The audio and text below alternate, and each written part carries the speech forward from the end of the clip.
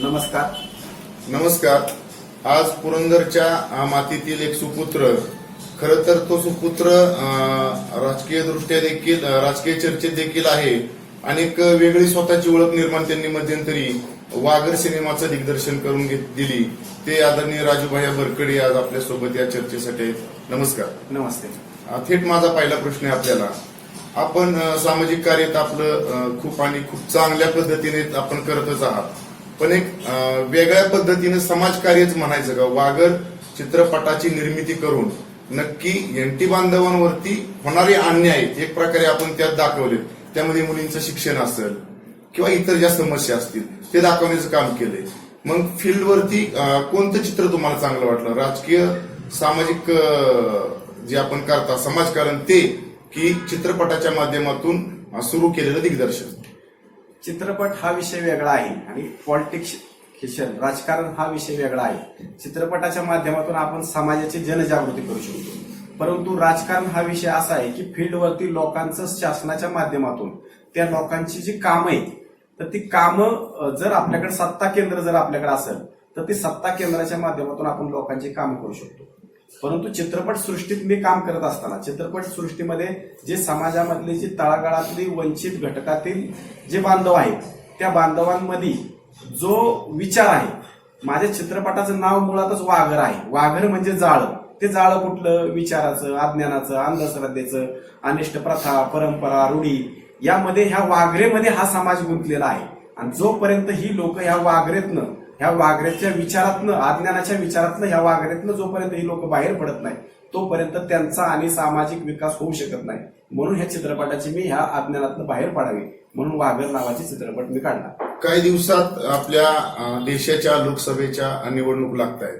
Social मीडियाच्या माध्यमातून राजूभाई आमचे आगामी लोकसभेचे उमेदवार, सोशल मीडियाच्या माध्यमातून अनेक कमेंट्स दिसत आहेत. आता कार्यकर्त्यांची इच्छा आहे की राजूभाईंना लोकसभेची उमेदवारी आगामी काळात भेटली पाहिजे.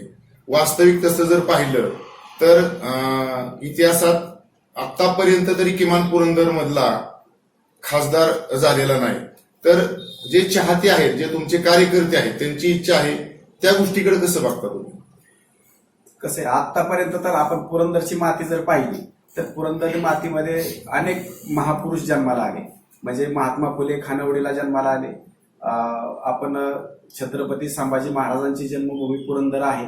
असे अनेक आत्रे आहेत. असे अनेक महापुरुष या पुरंदरमध्ये जन्माला आले आणि हा पुरंदर हा पराक्रमी पुरंदर आहे. आणि या पुरंदरला अजून सुद्धा लोकसभेची उमेदवारी कुठल्याही पक्षाकडून मिळालेली नाही. परंतु आता माझ्यासारख्या छोट्या खेडेगावात कार्य करणाऱ्या युवकाला आमच्या महाराष्ट्र ओबीसी विभागाने माझ्यासारख्या युवकाची शिफारस आमच्या प्रदेशाध्यक्ष भानुदास माळी साहेब व आमच्या प्रदेशाध्यक्ष सर्व कमिटीने, आमचे महाराष्ट्र केंद्रीय अध्यक्ष जे आहेत कॅप्टन अजय यादव, यांच्याकडे माझ्यासाठी एक उमेदवारी मिळावी म्हणून त्यांनी एक शिफारस केलेली आहे. आणि आम्ही सर्व ओबीसी विभागाने संपूर्ण महाराष्ट्रामध्ये 48 जागा आहेत. 48 जागापैकी 9 जागा आम्ही ओबीसीने आमच्या पक्ष नेतृत्वाकडे मागितलेल्या आहेत आणि त्याच्या प्राधान्याने बारामती लोकसभेची जागा ही आमच्या काँग्रेस पक्षाला मिळावी अशा पद्धतीची आग्रही भूमिका आम्ही सर्वांनी आमच्या पक्ष नेतृत्वाकडे मांडलेली आहे. आगामी काळामध्ये जर शरद पवार गट, राष्ट्रवादीचा शरद पवार गट जो आहे त्यांचं आणि काँग्रेसचं खरं पाहिलं तर ते फार जुनं 70 वर्षापूर्वीचं, 70 म्हणता येणार नाही, 55-50 वर्षापूर्वीचं ते नातं आहे. जर काँग्रेस आणि शरद पवार गट यांच्यात भविष्यात जर युती झाली तर स्वाभाविक आहे की लोकसभेची जागा ते स्वतःकडे ठेवतील, कारण आता चालू घडीला त्यांचा आज उमेदवार आहे त्या ठिकाणी. मग कुठंतरी पुरंदर काँग्रेसच्या पुरंदर तालुक्यावरती, काँग्रेस पक्षातल्या पुरंदर तालुक्यातल्या खुदकुरू व्यक्तींवरती कुठेतरी अन्याय होईल असं वाटतं का तुम्हाला? ते तर साहजिकच आहे. शेवटी आज पवार साहेबांना मी लहानपणापासून पाहतोय की साहेबांना ज्यावेळेस माझं मतदान यादीत नाव नव्हतं तेव्हापासून हा पुरंदर तालुका, भोर तालुका, पुरंदर हवेली, दौंड, इंदापूर, बारामती हे सगळे तालुका, खडकवासला हे सगळे तालुका साहेबांना मतदान करतायत. परंतु आमच्यासारख्या युवकाला असं वाटतं की साहेब पहिल्यापासून काम करतायत, पण आमच्यासारख्याकडे पण साहेबांनी एक दुर्लक्ष न करता आमच्यासारख्या युवकांचा पण विचार साहेबांनी करावा आणि माझ्यासारख्या युवकाची उमेदवारी त्यांनीच मला वाटते की जाहीर करावी. भविष्यात जर असं समजा घडलं नाही, युतीच झाली, तर काँग्रेस पक्षाच्या पुरंदर तालुक्यातल्या काही सदस्यांकडून, काँग्रेस सदस्यांकडून बंडखोरी केली जाऊ शकते का? होऊ शकते. जर उमेदवारी बंडखोरी हा शेवटी आमचा काँग्रेसचा अजेंडाच आहे की मोदी हटावं. आज आपण संपूर्ण भारत देशामध्ये पाहतोय की आज किती महागाई आहे, शिक्षण, बेरोजगारी, आज गुंडगिरी किती मोठ्या प्रमाणात वाढली. असा खूप मोठ्या प्रमाणात देशामध्ये आज शेतकऱ्यांचे किती मोठे, शेतकऱ्यांना हमी भाव नाही, पेट्रोलचे भाव वाढल्यात, डिझेलचे भाव वाढल्यात, गॅसचे भाव वाढल्यात, महिला अक्षरशः या मोदीवरती वैतागलेल्या आहेत. म्हणून आमचा काँग्रेसचा अजेंडाच आहे की मोदी हटावं. त्या दृष्टीने पक्षाची जी काही ध्येयधोरण आहे त्या पद्धतीने आम्हाला भविष्यात त्या पद्धतीने काम करावं लागणार आहे. भाजपचा जो सोशल मीडिया असेल आहे तो नेहमी चर्चेत एकच विषय असतो. जर भाजप व किंवा काँग्रेस किंवा अदर पक्षामध्ये जर काही चर्चात्मक तुलना झाली तर प्रत्येक वेळेस काँग्रेसकडे बोट दाखवून म्हटलं जातं की तुम्ही पहिल्यांदा 70 वर्षाचा हिशोब दाखवा. मात्र त्या 70 वर्षातलं देशावरलं कर्ज पाहिलं आणि ह्या 10 वर्षातलं देशावरलं कर्ज पाहिलं तर मोठ्या प्रमाणात तफावत दिसते. त्याबद्दल काय वाटतं तुम्हाला? आज बघा, तुम्ही ज्या वेळेस राजीव गांधी पंतप्रधान होते तेव्हापासून आज त्यापासून कॉम्प्युटर युग आलं, इलेक्ट्रॉनिक युग आलं आणि काँग्रेसच्या ज्या सत्ता केंद्र असताना काँग्रेसने अनेक शाळा, कॉलेज, मेडिकल, अनेक योजना शेतकऱ्याच्या बांधापर्यंत पोहोचवलेल्या आहेत आणि त्याचंच आज भांडवल आज तुम्ही सर्वजण भारतीय जनता पार्टीची लोक करतायत. आज पाहिलं तर तुम्ही आज सर्वसामान्य कुटुंबाच्या प्रत्येक माणसाच्या खिशातून आज किती पैसे कापले जातात. आज जीएसटी लावला, त्या जीएसटीच्या माध्यमातून कितीतरी पैसे आज कापले जात आहेत. अनेक व्यापारी या ठिकाणी खूप वैतागलेले आहेत ह्या भाजपला, कारण भाजप हा पक्ष अतिशय म्हणजे लुटारू पक्ष झालेला आहे आणि जे जनतेच्याच पैशातून लूट करून हे विकासाचं एक मोठं गौड बंगाल दाखवायचा भाजप हा पक्ष एक मोकळं नाटक करतोय असं मला वाटतं.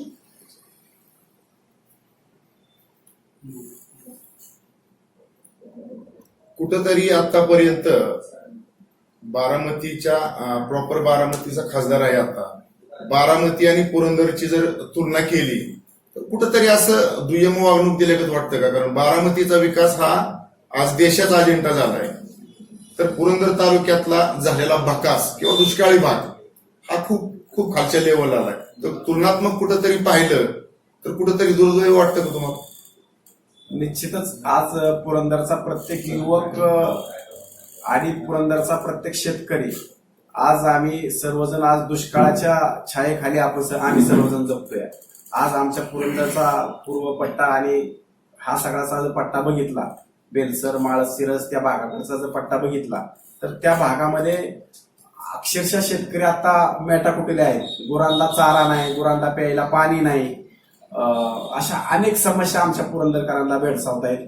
परंतु कुठंतरी पाणीदार पुरंदर म्हणून फक्त आमच्या पुरंदरला एक स्वप्नच दाखवलं जातंय आणि त्याची पूर्तता अजून तर कुठल्या नेत्याने केलेली आम्हाला जाणवत नाही. आणि अनेक पुरंदरच्या इलेक्शन आलं की पुरंदरचं पाणी आणि या पाण्यावरच विषय गाजवायचा आणि पुरंदरच्या लोकांची मतं जिंकायची, हाच कार्यक्रम आतापर्यंतच्या सर्व नेत्यांनी राबवलेला आहे. भविष्यात बारामतीतला एक लोकसभेचा उमेदवार म्हणून मातब्बरांच्या शर्यतीत तुमच्या समोरची आव्हानं काय असतील? असणारच ना, निश्चितच. माझ्यासारखा युवक जर बारामतीच्या लोकसभेमध्ये जर उतरत असेल तर पहिल्यांदाच आज सगळ्या लोकांचं एक चित्र तयार झालेलं आहे की हे हे हे हे 4, 5, 6 चेहरे आणि हे चेहरे म्हणजे खासदार. मग खासदार म्हणून काम करत असताना आपल्यासारख्या नवीन युवकाला स्वीकारत असताना की त्या पद्धतीने जनता स्वीकारेल का, हा प्रश्न माझ्यासाठी संविधानाने डॉक्टर बाबासाहेबांनी आपल्याला संविधानिक अधिकार दिलेला आहे. त्या अधिकाराच्या जोरावर जर आपण जनतेत जर उतरलो आणि माझ्यासारख्याचं जर सर्व काम पाहिलं, आज माझ्यासारखा युवक एक गाव गावाला 14 पुरस्कार मिळवून देतोय, नॅशनल लेवलला गाव नेतोय, राष्ट्रपतीच्या हस्ते गावाला पुरस्कार मिळवून देतोय, फ्रान्स युरोप हॉलंडची लोक गावाला पाहायला येतात, गाव टीव्ही दाखवलं जातंय. जर मी माझ्या गावाचा जर चांगल्या पद्धतीने विकास करू शकतो, गाव बदलू शकतो, तर निश्चितच लोकांना विश्वास माझ्याबद्दल निर्माण होऊ शकतो की हा मुलगा एक चित्रपट निर्माण करतोय आणि चित्रपटाच्या माध्यमातून समाजाची मोठी कामं करतोय. आज मी ज्येष्ठ नागरिकांचा सन्मान करतोय, कारगिल विजय दिनानिमित्त सैनिकांचा सन्मान करतोय, लहान मुलांना दप्तर वाटतोय. आज शिक्षण ही खूप मोठी काळाची गरज आहे. शिक्षणावर भाजप आता अजिबात कसलंच भर देत नाही, परंतु माझ्यासारखा युवक सगळ्यात प्राधान्याने माझ्यासारख्याला जर उमेदवारी मिळाली आणि रणांगणात जर उतरलो तर पहिला विषय माझा शिक्षण आणि शेतकऱ्यांची शेती. आज शेतकऱ्यांना वीज वेळेवर मिळत नाही, रात्रीचा शेतकरी दाऱ्यावर जातोय, दिवसा त्यांना लाईट मिळत नाही. म्हणजे आज हा शेतीप्रधान आपण देश म्हणतोय आणि ह्या देशातल्या शेतकऱ्यांना जर दिवसा लाईट मिळत नसेल तर केवढी मोठी ही शोकांतिका आहे. आणि निश्चितच मी ह्याच्यावर जर काम केलं तर मला जनता कौल दिला असं मला वाटतं. काँग्रेसच्या 70 वर्षाच्या काळामध्ये ज्या जिल्हा परिषद प्राथमिक शाळा सुरू झाल्या त्याच शाळेतून शिकून 70 वर्षात आज अनेक वरिष्ठ लेवलचे अधिकारी तयार झाले. त्याच शाळांवरती आज कुठंतरी महाराष्ट्र शासनाकडून गदा आणण्याचं काम केलं जाते. काय वाटतं तुम्हाला त्याबद्दल? बरोबर आहे, गदा आणलाच जातोय. मध्यंतरी काळामध्ये आम्ही मोर्चा काढला जिल्हाधिकार्यालयावर तिथं, आणि आज शिक्षण आमदार आमचे आसगावकर सर सुद्धा इथं आलते. तर आम्ही सर्वजण त्या ठिकाणी मोठ्या प्रमाणात या आंदोलनामध्ये सर्व शिक्षक सहभागी झालो आणि ह्या शासनाला सांगितलं की तुम्ही शाळा बंद पाडायला चाललाय आणि हे जर शाळाच बंद झाली, जिल्हा परिषदच्या शाळाच बंद झाल्या तर सर्वसामान्य कुटुंबातील मुलांनी कुठं जायचं? आज धनदांडग्यांची मुलं आज मोठ्या प्रमाणात फी भरून त्यांचे कुठं पण महाबळेश्वर, पाचगणी या ठिकाणी ती मुलं जात आहेत.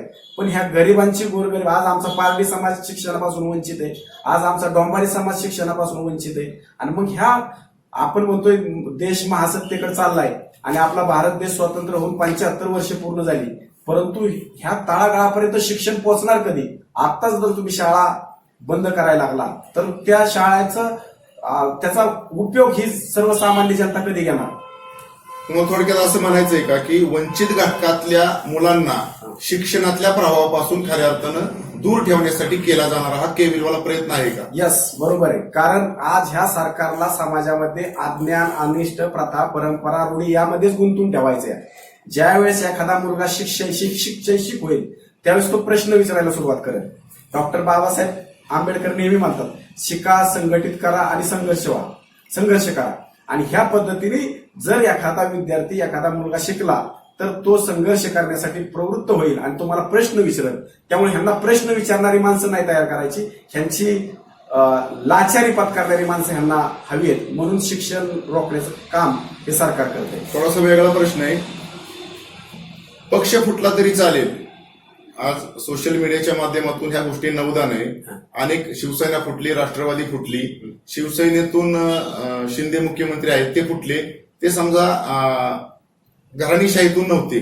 मात्र आज जर पाहिलं पवार गटातनं अजित पवार बाजूला फुटले, त्यांनी स्वतःचा स्वतंत्र पक्ष स्थापन केला. मात्र कुठंतरी खासदारकीच्या उमेदवारीसाठी आज सुनेत्रा पवार विरुद्ध सुप्रिया सुळे असा संघर्ष पाहायला मिळणार असल्याच्या चर्चा सुरू आहे. म्हणजे पक्ष फुटला तरी चालेल, मात्र पद हे घरातच राहिलं पाहिजे, हे या पुढाऱ्यांचं धोरण आहे का, असं वाटतं का तुम्हाला? बघा ना, तुम्ही निश्चितच तुम्हीच ठरवा. आज मला सांगा, शरदचंद्रजी पवार साहेबांच्या नंतर पवार साहेबांनी दादांना संधी दिली, दादांच्या नंतर ताईंना संधी दिली, ताईंच्या नंतर आज अनेक त्यांच्याच कुटुंबातले अनेक नेते तयार होत आहेत. ठीक आहे, साहजिकच एखाद्याचं कर्तृत्व असेल त्याला संधी दिली पाहिजे, त्या कर्तृत्वाला हे दिली पाहिजे. परंतु आमच्यासारखे युवक, सर्वसामान्य कुटुंबातले पण युवक एक चांगलं सामाजिक काम करतायत ना, तर मला असं वाटतं की ह्या पक्ष नेतृत्वाने आमच्यासारख्या पण युवकांना कुठेतरी संधी दिली पाहिजे. आणि आज पवार साहेबांचा एक मला एका दृष्टीने अभिमान पण वाटतो की साहेबांनी आर पाटलासारख्या मुलाला संधी देऊन त्याला उपमुख्यमंत्री केलं. परंतु या बारामती लोकसभेत पण आमच्यासारख्या युवकाचा विचार करावा, कुठेतरी आम्हाला संधी द्यावी आणि त्याचं निश्चितच आम्ही युवक त्याचं संधीचं सोनं करू. शेवटचा प्रश्न आहे, मराठा समाज, ओबीसी समाज यांच्यात आरक्षणावरून कुठंतरी वाद लावून देशाचं राजकारणच वेगळ्या दिशेने न्यावं अशी कुठेतरी परिस्थिती निर्माण झाली असं वाटतं का तुम्हाला?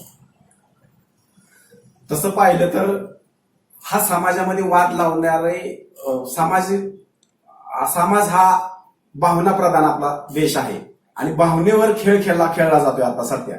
आणि मग भावनामध्ये आज आपला भारत देश एकत्र नांदत असताना सगळेजण एका विचाराने एकोप्याने राहत आहेत. परंतु एकोप्याने राहत असताना समाजामधलं जोपर्यंत समाजामध्ये भांडण निर्माण होत नाहीत आणि त्यासाठी ही लोक, राजकीय लोक काहीतरी विषय निर्माण करतात आणि ह्या विषयाच्या माध्यमातून गुन्ह्या गोविंदाने नांदणारा हा महाराष्ट्र, गुन्ह्या गोविंदाने नांदणारा हा भारत देश यामध्ये कुठेतरी फूट पाडायची आणि ह्यांनीच समाजामध्ये तेढ निर्माण करायची आणि आपली स्वतःची पोळी बाजून घ्यायची. हा प्रकार हा काय आपल्याला नवीन नाही, हा नेहमीचाच आहे. तुम्ही बघा, नेहमी इलेक्शन जवळ आली कीच हा प्रकार घडत असतो. इतर वेळी अजिबात कोणाच्यात भांडणं होत नाही, काय होत नाही. पुरंदर तालुक्यातल्या काही कार्यकर्त्यांनी भावी खासदार म्हणून आपले बॅनर लावायला सुरुवात केली. तर ह्या आमच्या माध्यमातून तुम्ही पक्षश्रेष्ठींना काय आव्हान काय कराल किंवा काय सांगाल का? पक्षश्रेष्ठींना माझ्यासारखा युवक एकच सांगेल की आज आमचं सामाजिक, मी गेले 25 वर्ष सामाजिक क्षेत्रात काम करतोय, सामाजिक काम क्षेत्रात काम करतोय, राजकीय क्षेत्रात काम करतोय, अनेक वेगवेगळ्या विषयांमध्ये काम करतोय. आणि मग जर आमच्यासारख्या युवकाला, आता माझं वय 40 आहे आणि मग आताच जर आमच्या युवकांची उमेद आहे काम करण्याची आणि ह्या वयात जर पक्ष नेतृत्वाने आमच्या युवकाकडे जर लक्ष नाही दिलं तर मग आम्ही काम कुठल्या बेसवर करणार? जर सत्ता तुमच्या ताब्यात असेल तरच तुम्ही विकास करू शकता. सामाजिक क्षेत्रात काम करून करून किती करणार? जर तुमच्याकडे सत्ता केंद्र असेल तरच तुम्ही मोठं काम उभं करू शकता. आपण आपल्या बहुमूल्य वेळात वेळ काढून आपण आमच्याशी चर्चा केली त्याबद्दल धन्यवाद.